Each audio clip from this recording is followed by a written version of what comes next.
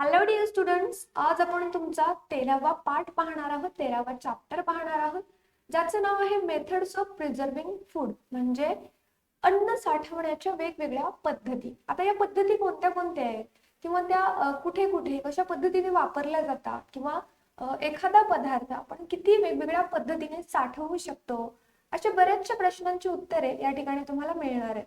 पण एक गोष्ट लक्षात ठेवा की थोडंसं जे काही ऑब्झर्वेशन आहे, थोडंसं जे काही निरीक्षण आहे, ते तुम्हाला हे ठेवावं लागणार आहे. तर बघा मुलांना, आपल्या आजूबाजूला आपण वेगवेगळी धान्य वाळत घातलेले पाहतो, पापड वाळत घातलेले पाहतो, लोणचे किंवा मग बऱ्याचशा प्रक्रिया त्या ठिकाणी आपण पाहत असतो. मग कधी तुमच्या मनामध्ये सुद्धा प्रश्न आलाय का की असे पापड का वाळवले जातात, लोणच्यांना असं उन्हामध्ये का ठेवलं जातं किंवा विविध पदार्थांवर त्यांना साठवण्यासाठी अशा वेगवेगळ्या प्रक्रिया करणं का गरजेचं आहे, असे प्रश्न पडलेत कधी? तर कधी पडले हे असतील किंवा तुमच्या मनामध्ये सुद्धा उत्सुकता असेलच की अशा प्रक्रिया अन्नांवरती का केल्या जातात. तर या सर्व प्रश्नांची उत्तरे आपल्याला आजच्या या पाठामध्ये मिळणार आहेत. तर चला आपण सुरुवात करूया आपल्या आजच्या या पाठाला. आता यामध्ये बघा, आपल्याला फूड प्रिझर्वेशनच्या वेगवेगळ्या मेथड्स या ठिकाणी समजणार आहेत. कोणत्या कोणत्या मेथड्स आहेत त्या हे समजून घेऊया. Let's start. सुरुवातीला बघा, आपल्याला आपण फूड प्रिझर्व का करावं, म्हणजे आपण अन्नधान्य साठवलं नाही तर काय होतं हे समजून घेऊया.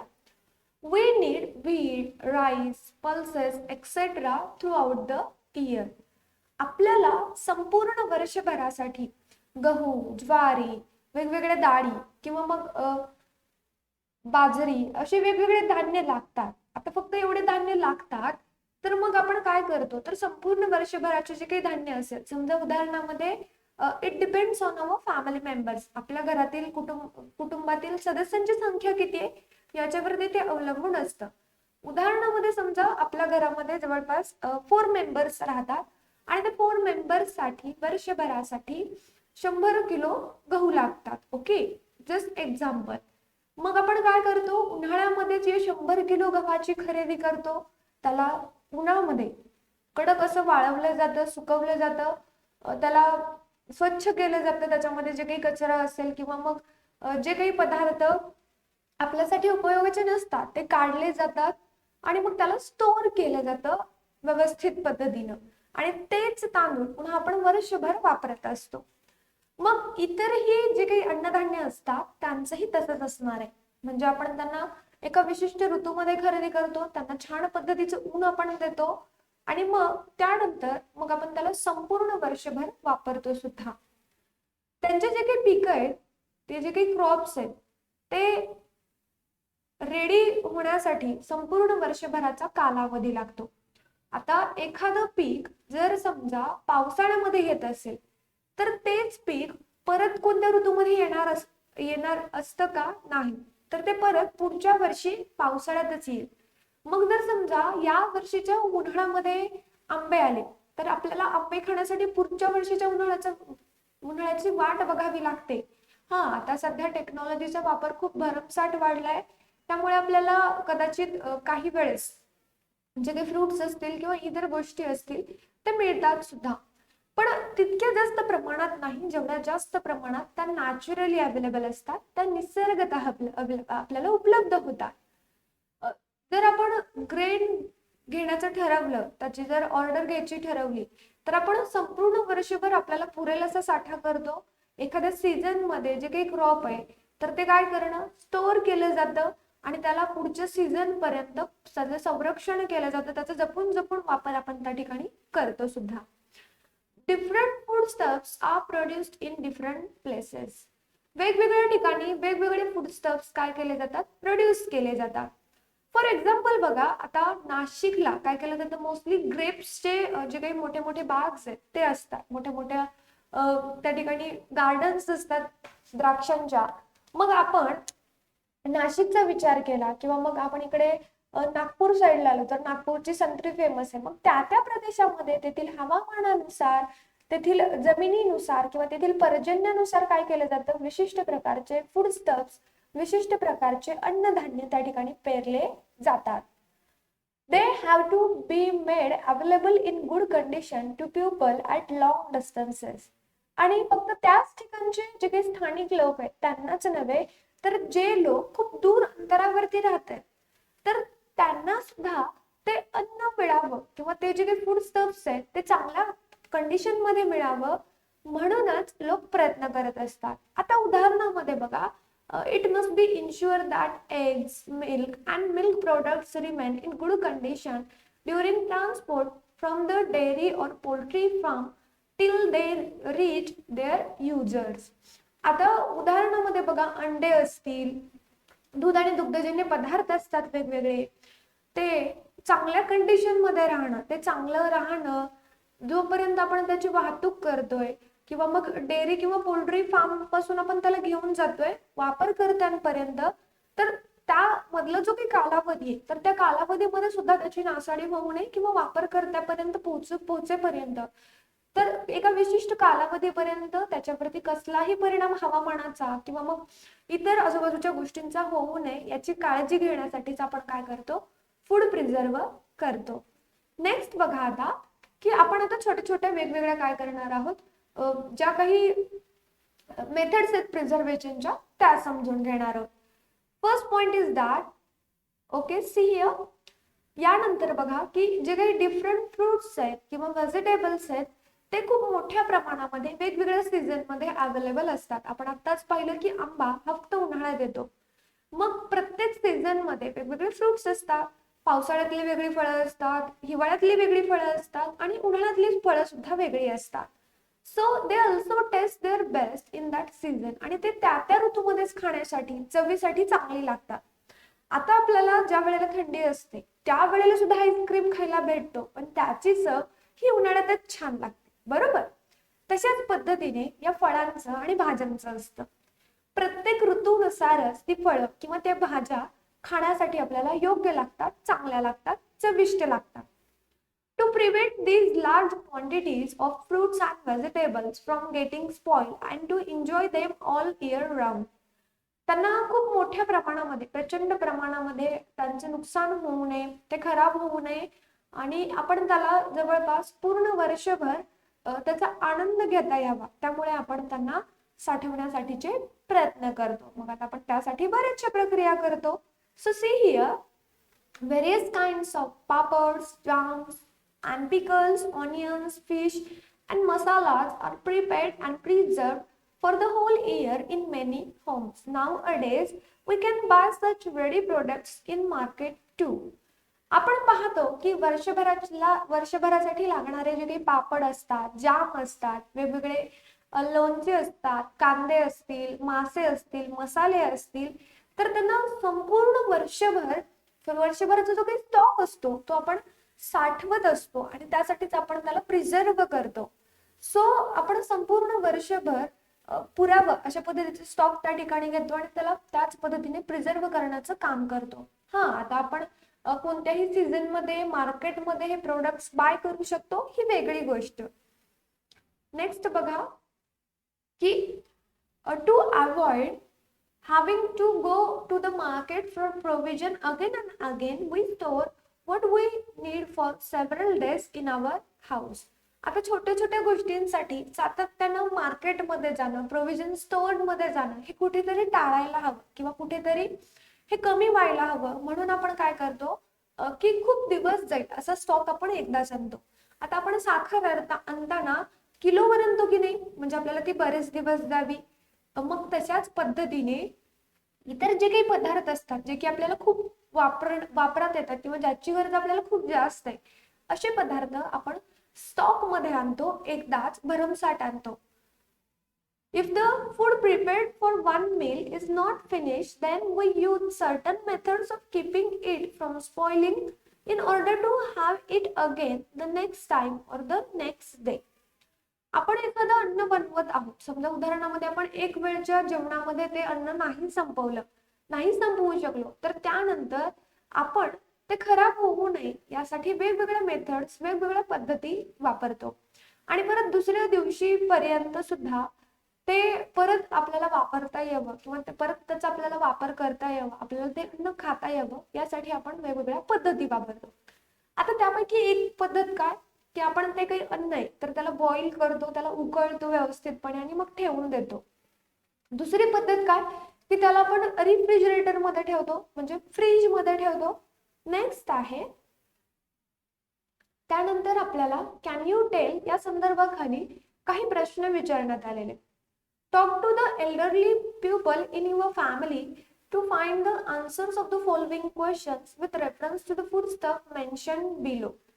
तुमच्या फॅमिलीमध्ये असणारे जे काही एल्डरली मेंबर्स आहेत, म्हणजे मोठे वरिष्ठ अशी व्यक्ती आहे, तुमचे मदर फादर असतील किंवा इवन तुमचे ग्रँडफादर ग्रँडमदर आहेत, अंकल आंटी आहेत, तुमचे ब्रदर सिस्टर असतील, तर यांच्याशी सुद्धा तुम्ही या प्रश्नांची चर्चा करून उत्तर देऊ शकता. आपल्याला या ठिकाणी काही फूडस्टफ्स दिलेले आहेत. कोणते कोणते फूडस्टफ्स आहेत ते लक्ष द्या. Milk, vegetables, grains, floor, sugar and jaggery. त्यापैकी बघा, first question is that when do we say that the food stuff is spoiled? What changes are seen in it? आपण केव्हा म्हणतो की अन्न पदार्थ खराब झाले आहेत म्हणून, आणि आपल्याला कधी समजतं किंवा त्यांच्यामध्ये कसे बदल आपल्याला जाणवायला लागतात. Okay, first point is that the colour of that food stuff will change. जो काही फूड स्टफ आहे त्याचा कलर चेंज होतो. सेकंडरी थिंग इज दॅट जे काही स्मेल असते तर ती स्मेल सुद्धा चेंज होते, टेस्ट असते तीही चेंज होते. अशा छोट्या छोट्या गोष्टींवरून आपल्याला तो फूड स्टफ खराब झालाय हे अगदी व्यवस्थितपणे लक्षात येतं. त्यानंतर second question is the time in which food stuffs gate spoiled different in different seasons. तर जे काही फूड स्टफ्स असतात ते वेगवेगळ्या सीझन मध्ये वेगवेगळे फूड स्टफ्स खराब होत असतात का, तर अर्थातच. त्यानंतर तिसरा प्रश्न, which food stuffs spoil most quickly. कोणते अन्न पदार्थ हे खूप लवकरात लवकर खराब होतात. ज्या अन्न पदार्थांमध्ये खूप जास्त प्रमाणात मसाले असतात किंवा असे अन्न पदार्थ ज्यांना आपण व्यवस्थित पद्धतीने प्रिपेअर नाही केलं किंवा ज्याच्यामध्ये मायक्रो ऑर्गॅनिझम्स वाढण्याची जास्त शक्यता असते, ज्याच्यामध्ये मॉइश्चर जास्त असतं, असे फूड स्टफ लवकरात लवकर खराब होतात, स्पॉइल होतात. What measures are taken to keep the foodstuffs in the house in good condition for as long as possible? आपल्या घरामध्ये जे काही फूडस्टफ्स आहेत तर ते चांगल्या कंडिशन मध्ये राहावेत किंवा चांगल्या पद्धतीने टिकावेत, यासाठी किंवा मग ते जास्त काळ टिकावेत यासाठी आपण काय काय प्रयत्न करतो, तर बरेचसे प्रयत्न आपण त्या ठिकाणी करत असतो.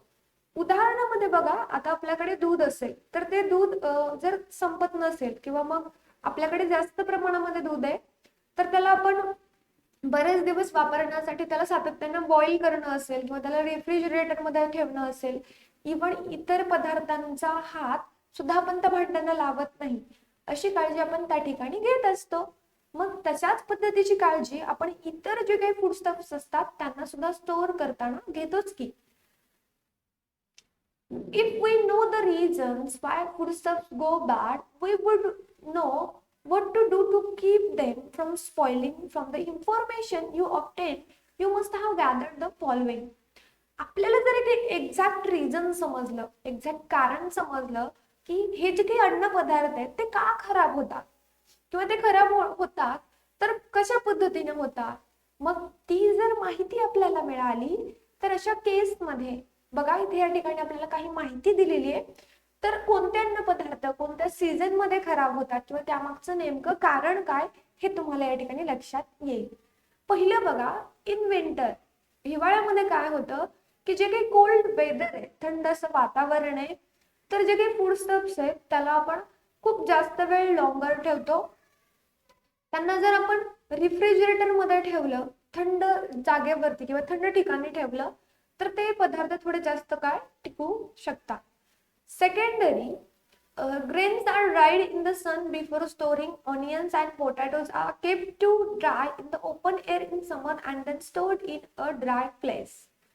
जे काही ग्रेन्स असतात म्हणजे अन्नधान्य असतात, उदाहरणामध्ये ज्वारी, गहू, तांदूळ, तर त्यांना आपण काय करतो तर उन्हाळ्यामध्ये आपण त्याला एक प्रखर उष्णता देतो, एक प्रखर ऊन देतो आणि त्यानंतरच आपण त्याला काय करतो, स्टोअर करतो संपूर्ण वर्षभराकरिता. जे काही ऑनियन्स आहेत, कांदे असतील, बटाटे असतील, तर त्याला आपण एक ओपन एअर मध्ये म्हणजे ड्राय आणि ओपन ठिकाणी आपण त्याला ठेवायचं, ज्यामुळे त्यांच्या वरचे जे काही मायक्रो ऑर्गॅनिझम्स असतील किंवा इतर काही गोष्टी असतील तर त्या निघून जातील आणि मग त्यानंतर आपण त्याला संपूर्ण वर्षभर स्टोअर करू शकतो. कोणाला कोणाला? ऑनियन्स आणि पोटॅटोजला. ओके. त्यानंतर बघा, if we boil milk it does not get spoiled immediately. Curries and vegetable preparations are brought to a boil to prevent them from spoiling till the next meal. समजा आपण दूध जर सातत्याने उकळलं, आपल्याकडे बघा आई सकाळी, दुपारी आणि संध्याकाळी 3 वेळेस दूध उकळते की नाही? कधी पाहिलंय का तुम्ही? पाहिला नसाल तर पहा आणि तुम्ही तुमच्या आईला प्रश्न विचारा की आई, तू सकाळी, दुपारी किंवा संध्याकाळी 3 वेळेस तू दूध उकळतेस, यामागचं कारण काय सांगू शकशील का मला? तर तुमची आई काय म्हणेल की बाळा, दूध खराब होईल म्हणून मी असं करते. आणि दुधाला प्रिझर्व करण्याची हीच मेथड आहे की दुधाला परत परत बॉईल करावं लागतं.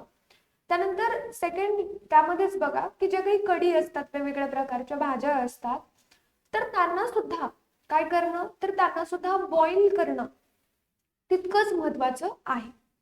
मग ते टिकू शकतील आपल्या पुढच्या जेवणापर्यंत किंवा आपलं पुढचं जे काही काम आहे, पुढे जेव्हा आपण जोपर्यंत आपण त्याचा वापर करणार नाही तोपर्यंत ते टिकतील, but within minimum 24 to 48 hours. त्यानंतर बघा, fourth, milk, mango pulp are foods that spoil quickly. आंब्याचा पल्प असेल, आंब्याचा रस असतो थोडक्यात, दूध असेल, तर हे खूप लवकर खराब होतात. त्यानंतर our food has to be kept away from ants, cockroaches, other insects, mites, rats and cats. आपण जे काही अन्न पदार्थ खातो ते अन्न पदार्थ प्रामुख्यानं ज्या काही मुंग्या असतात, झुरळं असतात किंवा वेगवेगळे इतर कीटक आहेत, उंदर आहेत, मांजर आहेत, तर यापासून आपण सुरक्षित ठिकाणी अगदी व्यवस्थितपणे काळजीपूर्वक ठेवायला हवे. नेक्स्ट, हे करून पहा. ओके. आपल्याला एक छोटासा प्रयोग करायचा आहे. आता आपल्याला काय करायचंय, एक चपाती घ्यायची. चपाती अशा पद्धतीची घ्या, त्याचे काय करा, 3 तुकडे करा. अशा पद्धतीचे तुम्ही काय करणार आहात, 3 तुकडे करणार आहात. ओके. समजा आपण याचे 3 तुकडे केले. एक पीस आपल्याला कुठे ठेवायचंय, एका क्लोज बॉक्स मध्ये म्हणजे एका बंद बॉक्स मध्ये आपल्याला ठेवायचा आहे. त्यानंतर दुसरा जो काही पीस आहे त्याला आपल्याला रोस्ट करायचंय एका गरम तव्यावरती. रोस्ट करणं म्हणजे काय, तर भाजायचं. थोडक्यात पापडच्या पद्धतीने आपण भाजतो त्या पद्धतीनं. आणि त्याला थोडस क्रिस्प करायचं, त्याला थोडस कडक करायचंय आणि त्यानंतर थंड करून एका बॉक्स मध्ये ठेवायचंय. तिसऱ्या पीस मध्ये काय करायचं, आपल्याला एका बॉक्स मध्ये ह्या चपातीचा तुकडा टाकायचा आणि तो आपल्याला फ्रीज मध्ये ठेवायचा. सो 2 ते 3 दिवसानंतर सकाळी तुम्ही ऑब्झर्व करा, तुम्हाला काय दिसेल, तर आपल्याला दिसेल, व्हॉट डू यू सी, काय पाहायला मिळेल आपल्याला? प्रयोग करणार ना? सोपा प्रयोग आहे अगदी, नक्कीच करून पहा. We see white and greenish fibers like cotton wool growing on the piece of chapati placed in a closed box. आपण त्या क्लोज बॉक्स मध्ये जे काही चपातीचा तुकडा ठेवला तर त्यावरती आपल्याला अशा पद्धतीचे हिरवे काळे डाग पाहायला मिळतील, फायबर्स पाहायला मिळतील आपल्याला वेगवेगळे. इट ऑल्सो स्टार्ट स्मेलिंग, त्याचा घाण वास सुद्धा यायला सुरुवात होईल. एवढंच नाही तर खूप दिवसानंतर सुद्धा आपली जी काही क्रिस्प चपाती होती, क्रिस्प चपातीचा तुकडा होता, तर त्याला मात्र काही झालेलं नसेल किंवा मग फ्रीज मध्ये ठेवलेला जो काही चपातीचा तुकडा असेल तर त्यालाही काहीही झालेलं नसेल. तर असं का होतं? कारण बघा, फ्रीज मध्ये एक कमीत कमी तापमान होतं, त्यामुळे त्या ठिकाणी त्या चपातीवरती मायक्रो ऑर्गॅनिझम्स वाढू शकले नाहीत. आणि क्रिस्प चपातीला आपण काय केलं होतं, त्याच्यातलं जे काही मॉइश्चर होतं ते आपण ऑलरेडी काढून घेतलं होतं, त्यामुळे सुद्धा त्याच्यावरती कोणत्याही प्रकारचे हे असे वेगवेगळे प्रकारचे व्हाईट, ब्लॅक, ग्रीनिश फायबर्स त्याच्यावरती येऊ शकले नाही. नेक्स्ट बघा, व्हाय इज दिस सो, असं का होतं? The cotton wool like fibres growth on the chapati is a kind of fungus. आपण पाहिलं की चपातीवरती जे काही हिरवे काळे डाग पडत आहेत तर त्याच्यामध्ये जे काही फायबर्स आहेत, धागे आहेत, तर त्यांची ग्रोथ होणं हे काय आहे, तर एक फंगसचा प्रकार आहे. आता फंगस म्हणजे काय हा प्रश्न असेल तुम्हाला, तर एक शैवाल समजा थोडक्यात. तर शैवालाचा हा एक प्रकार आहे, तुम्हाला समजण्यासाठी मी सांगत आहे. तर हे जे काही फंगस असतं तर एक मायक्रो ऑर्गॅनिझमचाच एक प्रकार आहे, सूक्ष्मजीवांचाच एक प्रकार आहे. त्याच्यात स्पोर्स असतात अशा पद्धतीचे. इथे तुम्हाला मोठा एक स्पोर घेऊन दाखवण्यात आलेला आहे. तर हे स्पोर्स असतात आणि ते हवे आणि वॉटरद्वारे काय होतात, प्रेझेंट असतात आणि पसरतात सुद्धा. चपाती बॉक्स मध्ये क्रिएट व्हेरिएबल कंडिशन मध्ये जर आपण ठेवली, त्याची जी काही ग्रोथ असते फंगसची, तर ती कशावरती अवलंबून असते, तर त्याला अन्न उपलब्ध आहे का, त्याला पाणी उपलब्ध आहे का, त्याला हवा मिळते का, किंवा त्याला चांगला उबदारपणा वॉर्मथ मिळते का. आणि म्हणूनच ही जी काही फंगस आहे तर ती बॉक्स मधल्या चपातीवरती ग्रो झालेली आपल्याला या ठिकाणी पाहायला मिळते. Food and micro organisms. आता अन्नाचा आणि या सूक्ष्मजीवांचा काय संबंध आहे. आपण आतापर्यंत ऐकलं होतं की जे काही सूक्ष्मजीव आहे तर त्यांच्यापासून फक्त आजार होतात, हे तुम्ही ऐकलेलं असेलच. पण बघा की या मायक्रो ऑर्गॅनिझम्स मुळे किंवा या सूक्ष्मजीवांमुळेच काय होतं, तर अन्न सुद्धा खराब होत असतं. यामध्ये बघा, you know that micro organisms are present all around us in the air as well as in water. आपल्याला ठाऊक आहे, काय ठाऊक आहे, की जे काही मायक्रो ऑर्गॅनिझम्स आहेत तर ते हवेमध्येच नव्हे, संपूर्ण आपल्या आजूबाजूला प्रत्येक ठिकाणी उपस्थित असतात. फक्त आपल्याला ते साध्या डोळ्यांनी दिसत नाही, त्यासाठी आपल्याला मायक्रोस्कोपचा वापर करावा लागतो. Usually air, moisture and warmth are available where food is kept. ज्या ठिकाणी आपण अन्नधान्य ठेवतो त्या ठिकाणी थोडीशी हवा, थोडंसं मॉइश्चर असतं. It means that it is always possible for micro organisms to grow rapidly in our food or foodstuffs. याचाच अर्थ काय होतं, की जे काही मायक्रो ऑर्गॅनिझम्स आहेत त्यांना ते इझिली शक्य होतं की ते जे काही फूडस्टफ्स आहेत तर त्याच्यावरती ते काय करतील, तर त्याच्यावरती ते लवकरात लवकर अटॅक करू शकतील आणि त्यांचं अन्न मिळवू शकतील. But we can not see them. आपण त्यांना पाहू शकत नाही. But if they begin to grow our food gets spoil. आणि त्यांची संख्या जर असे हळूहळू वाढायला लागली तर आपलं जे काही अन्नधान्य आहे तर ते खराब होऊन जातं. Such spoiled food can cause a stomach ache, diarrhoea, vomiting etcetera. आणि अशा पद्धतीचं खराब झालेलं अन्न जर आपण ग्रहण केलं, खाल्लं, तर त्यामुळे काय होतं, तर त्यामुळे पोटात दुखणं, पोटदुखी असेल, डायरिया असेल, किंवा मग उलट्या येणं, जुलाब असे प्रकार त्या ठिकाणी होत असतात. म्हणून आपल्याकडे जे काही खराब झालेलं अन्न आहे ते खाल्लं जात नाही. The nutrition value of such food is also reduced. Sometimes it can even threaten life. तर त्या खराब झालेल्या अन्नाची जी काही न्यूट्रिशनची व्हॅल्यू असते, म्हणजे बघा आपण एखादं फूड खातोय तर त्याच्यामध्ये एक विशिष्ट प्रकारची एक न्यूट्रिशियस व्हॅल्यू असते, ज्यामुळे आपल्याला हवे असणारे जे काही पोषक तत्वे असतात तर ते मिळून जातात. पण जर ते अन्न खराब झालं आणि तरी सुद्धा ते आपण खाल्लं तर अशा केसमध्ये काय होतं, तर अशा केसमध्ये ते जे काही फूड आहे तर ते आपल्यासाठी हानिकारक सुद्धा ठरू शकतं. आता आपण ज्या काही प्रिझर्वेशनच्या वेगवेगळ्या मेथड्स आहेत त्या पाहणार आहोत. त्याची पहिली मेथड म्हणजे काय, दॅट इज ड्राईंग, म्हणजे सुकवणं. When we dry food stuffs their water content is lost. This method is used to preserve food stuffs like papad, कुरडई, सांडगे, व्हीट, डाळ एक्सेट्रा. आपण जेव्हा वेगवेगळ्या अन्नधान्यांना काय करतो, ड्राय करतो, कोरडं करतो, आणि त्याच्यातलं जे काही पाण्याचं प्रमाण असतं ते पूर्णतः लॉस्ट होतं. मग ही जी काही मेथड आहे ज्यामध्ये हे फूडस्टफ प्रिझर्व केले जातात, ज्यामध्ये बघा पापड आहे, कुरडई आहे, सांडगे आहे, गहू आहे, डाळ आहे एक्सेट्रा. तर हे सर्व अन्नधान्य किंवा वेगवेगळे पदार्थ स्टोअर करण्यासाठी ड्राईंग ही मेथड वापरली जाते. नेक्स्ट बघा कूलिंग, म्हणजे थंड करणं. यामध्ये काय होतं बघा, when food is placed in a refrigerator, microorganisms do not get the warmth they need for growth. तर जेव्हा जेव्हा आपण फ्रीज मध्ये अन्न पदार्थ ठेवतो तर जे काही मायक्रो ऑर्गॅनिझम्स असतात तर त्या मायक्रो ऑर्गॅनिझम्सना वाढ होण्यासाठी हवं असणारं एन्व्हायरमेंट, हवं असणारं जे काही वातावरण आहे त्या ठिकाणी मिळत नाही. नेक्स्ट, ओके, त्यानंतर पुढे बघा, त्यानंतरची नेक्स्ट मेथड आहे बॉइलिंग. तर आपण यापूर्वी सुद्धा पाहिलेलं boiling. when foodstuffs are boiled the microorganism in them get destroyed. आपण जर वेगवेगळ्या अन्न पदार्थांना काय केलं, बॉईल केलं, चांगल्या पद्धतीनं चांगल्या फ्लेम वरती उकळलं, तर त्याच्यामधले जे काही मायक्रो ऑर्गॅनिझम असतात ते पूर्णतः नष्ट होऊन जातात. मग त्यांची वाढण्याची त्या ठिकाणी काही प्रश्नच येत नाही. Placing in air tight cans म्हणजे हवाबंद डब्यांमध्ये ठेवणं. When foodstuffs are preserved in airtight containers, the microorganisms are first destroyed and it is ensured that water or air will not enter the foodstuff.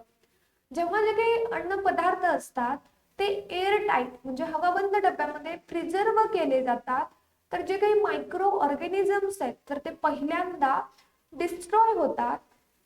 Destroy केले आहेत की नाही याची खात्री केली जाते आणि त्या डब्यांमध्ये जी काही हवा आहे किंवा पाणी आहे तर ते एंटर होणार नाही याची काळजी घेतली जाते. याचाच अर्थ काय, तर वेगवेगळे फूडस्टफ प्रिझर्व करण्यासाठी जे काही मायक्रो ऑर्गॅनिझम्स आहेत तर ते डिस्ट्रॉय करणं खूप गरजेचं आहे. आणि तशाच पद्धतीने त्या चांगल्या कंडिशन मध्ये ठेवणं ज्यामुळे मायक्रो ऑर्गॅनिझमची परत वाढ होणार नाही तेही तितकंच गरजेचं आहे.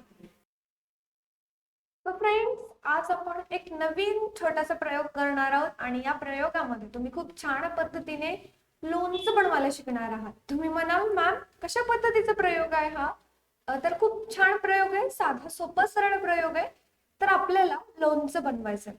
त्यासाठी काय काय साहित्य लागणार आहे, तर आपल्याला एक काचेची भरणी लागणार आहे, एक चाकू लागणार आहे, एक चमचा लागणार आहे आणि 7 ते 8 लिंबू लागणार आहे आणि जवळपास पाव वाटी असं मीठ लागणार आहे, 2 चमचे लाल मिरची पावडर लागणार आहे आणि जवळपास 1.5 वाटी साखर लागणार आहे. आणि यापासून आपण लोणचं बनवणार आहोत.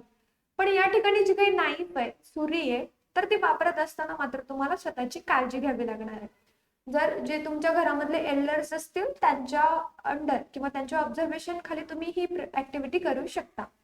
कृती काय लक्षात घ्या. क्लीन अँड ड्राय द जार. पहिल्यांदा जी काही काचेची भरणी आहे त्याला स्वच्छ करा. त्यामध्ये बघा, कट इच लेमन इनटू 8 पीसेस. प्रत्येक लिंबूला 7 ते 8 पीसेस मध्ये कट करा. त्याचे जे काही तुकडे तर त्याला जार मध्ये टाका, त्याच्यामध्ये थोडंसं मीठ टाका, साखर टाका आणि चिली पावडर टाका. हे जे काही इन्ग्रेडियंट्स आहेत तर त्यांना मिक्स करा आणि एका वुडन लाकडी किंवा स्टीलच्या चमच्यानं, पण कोरडा असायला हवा तो चमचा, त्याने मिक्सअप करा.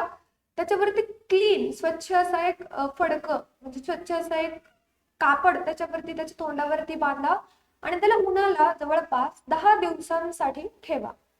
त्याला मग दररोज हलवत चला. त्याला एका क्लीन अँड ड्राय स्पूननी म्हणजे चमच्यानी हलवत चला. तुमचे जे काही हात आहेत ते स्वच्छ असायला हवेत, ड्राय असायला हवेत आणि तुमचं जे काही लोणचं आहे या ठिकाणी तयार आहे, तुम्ही त्याला एन्जॉय करू शकता. सो अशा पद्धतीने तुम्ही लोणचे बनवू शकता. हे झाली फक्त लिंबूच्या लोणच्याची रेसिपी. अशा बरेचशा रेसिपीज तुम्ही ट्राय करू शकता. त्यानंतर आपण पाहतोय आता प्रिझर्वेशन्स काय. Certain substances are added to jams and pickles to preserve them for a long time. They are called preservative. असे पदार्थ जे की जाम किंवा लोणच्यांमध्ये ऍड केले जातात, ज्यामुळेच काय होतं ते खूप जास्त काळासाठी टिकतात, त्यांनाच आपण प्रिझर्वेटिव्ह म्हणतो. त्याच्यामध्ये साखर, मीठ, असाफोइटिडा ज्याला आपण हिंग म्हणतो, सो असाफोइटिडा, मस्टर्ड, मोहरी, ऑइल अँड विनेगर असे काय आहेत प्रिझर्वेटिव्हचे काही एक्झाम्पल्स आहेत. त्यानंतर डू यू नो या संदर्भात थोडीशी माहिती. Much of the variety in the taste of our food is due to spices. आपले जे काही अन्न आहे ते चविष्ट लागतं, ते चवदार लागतं. कशामुळे, तर फक्त आणि फक्त विविध मसाल्यांमुळे. Every spice has a different flavour और टेस्ट. प्रत्येक स्पाइसला, प्रत्येक मसाल्याला एक वेगळ्या प्रकारची चव असते किंवा टेस्ट असते. त्याने खूप चांगली चव असते किंवा त्याचे जे काही फ्लेवर्स असतात ते खूप कमी कमी प्रमाणात आपण वापरतो किंवा त्याच्या गरजेनुसार आपण वापरतो सुद्धा. Spices can be dry and stove for a long time. आता हे जे काही मसाले असतात त्यांना आपण वाळवतो आणि खूप कालावधीसाठी त्यांचा आपण वापर करत असतो. तर जे काही मसाले आहेत तर ते मसाले त्यांची पावडर आपण वेगवेगळ्या डिफरंट मसाले बनवण्यासाठी वापरतो. आणि हे जे काही मसाले आहेत तर ते एका स्पेसिफिक पार्ट्स पासून म्हणजे प्लांटचे वेगवेगळे पार्ट्स असतात त्यापासून ते मिळवले जातात. आता फक्त एवढ्याच मेथड्स नाहीत, तर अशा बऱ्याचशा मेथड्स आहेत ज्या की आपल्याला फूड प्रिझर्वेशनसाठी पाहायला मिळतात. उदाहरणार्थ स्मोकिंग आहे, कॅनिंग आहे, साल्टिंग आहे. पण या मेथड्स तुम्हाला या ठिकाणी दिलेल्या नाहीत, त्यामुळे गोंधळून जाऊ नका. जेवढ्या तुम्हाला फूड प्रिझर्वेशनच्या मेथड्स दिलेल्या आहेत त्या लक्षात ठेवा. त्या कोणत्या फूडस्टॉपसाठी वापरतात हेही त्या ठिकाणी तुम्ही लक्षात ठेवा. तर विद्यार्थी मित्रांनो, या ठिकाणी आपला हा जो काही 13वा चॅप्टर आहे, 13वा पार्ट आहे आपला, तो संपतो. आता या ओव्हरऑल चॅप्टर मध्ये तुम्हाला काही अडचण आहे तर लगेच कमेंट करा किंवा मग आपला जो काही ऑफिशियल नंबर आहे त्यावरती तुम्ही मेसेजच्या स्वरूपात तुमच्या अडचणी विचारू शकता. तशाच पद्धतीने बघा, आता या चॅप्टरचा एक्सरसाइज आहे किंवा या पुढील जे काही चॅप्टर्स आहेत तर त्यांचे व्हिडिओज पाहण्यासाठी तुम्हाला आपल्या चॅनलच्या प्लेलिस्ट मध्ये जावं लागेल. त्या ठिकाणी तुम्हाला 5th स्टँडर्ड एन्व्हायरमेंटल सायन्स या फोल्डरमध्ये सर्व व्हिडिओज मिळतील. तर ते पहा, त्यांचा व्यवस्थितपणे अभ्यास करा. तशाच पद्धतीने आपले बरेचसे सोशल मीडिया अकाउंट्स आहेत तर त्याच्या लिंक्स तुम्हाला या व्हिडिओच्या डिस्क्रिप्शन बॉक्समध्ये मिळतील. सो त्या ठिकाणी तुम्ही जॉईन होऊ शकता. तर विद्यार्थी मित्रांनो, आपण या ठिकाणी थांबूया. लवकरच भेटू आपण पुढच्या भागामध्ये. तोपर्यंत व्यवस्थितपणे अभ्यास करा, काळजी घ्या स्वतःची. Bye guys, take care, see you again later in next session.